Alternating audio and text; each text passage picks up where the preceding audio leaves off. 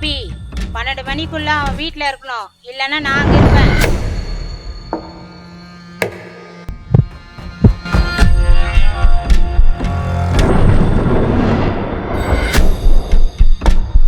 மச்சான் டேய் எவ்வளோ தட்டினாலும் ஏந்துக்க மாட்டான்டா, என்னன்னு பாரா. என்னடா சார்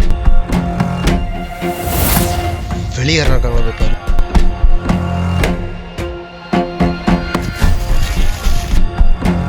சரி இப்போ என்ன பண்ணலாம்? இன்னும் 3 நிமிஷத்தில் அவன் வீட்டில் இல்லைன்னா அவங்க அம்மா இங்கே வந்துடுவாங்க. ப்ராப்ளம் பெருசாக. நான் இந்த பக்கம் போகிறேன், நீ அந்த பக்கம் போகிறேன்.